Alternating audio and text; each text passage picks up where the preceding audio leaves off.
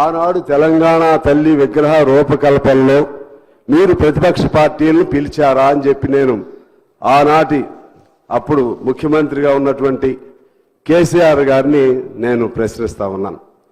నాకు తెలిసి ఆ రూపకల్పన ఎలా ఉండాలని, దానికి సంబంధించినటువంటి విధి విధానాలు ఎలా ఉండాలి, లేకపోతే దానికి సంబంధించినటువంటి ఆవిష్కరణలో ఉన్నటువంటి ఆ పలు అంశాలు ఎలా ఉండాలని ఎవరితో కూడా చర్చించిన పరిస్థితి లేదు. మమ్మల్ని అయితే పిలవలేదు. ఇంకెవరిని పిలిచారో నాకు తెలియదు. మమ్మల్ని ఎందుకు అంటున్నానంటే, మేము కమ్యూనిస్ట్ పార్టీగా ఒక జాతీయ పార్టీ అయి ఉండి కూడా విశాలాంధ్ర కోసం అనేక త్యాగాలు చేసిన పార్టీ అయి ఉండి కూడా తెలంగాణ ప్రజల ఆకాంక్షలను అర్థం చేసుకుని కేంద్రంలో ఉన్నటువంటి భారత కమ్యూనిస్ట్ పార్టీ ఒక నిర్ణయం చేసింది. ఇక ఆపలేము, తెలంగాణ ఆవిష్కరణ కావాల్సిందే అని ఏబి బర్ధన్ గారు, లేకపోతే ఇప్పుడున్న రాజా గారు, సుధాకర్ రెడ్డి గారు, మా నారాయణ గారు అనేక మంది అనేక పద్ధతులతో ఒక నిర్ణయం చేశారు.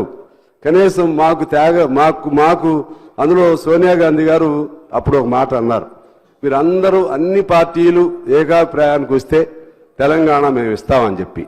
అన్ని పార్టీలు ఏకాభిప్రాయం రావాలంటే సహజంగా విశాలాంధ్ర కావాలన్నటువంటి కమ్యూనిస్ట్ పార్టీ రావదని కొంతమందికి ఉండేది. కానీ మేము కోరుకున్నాం.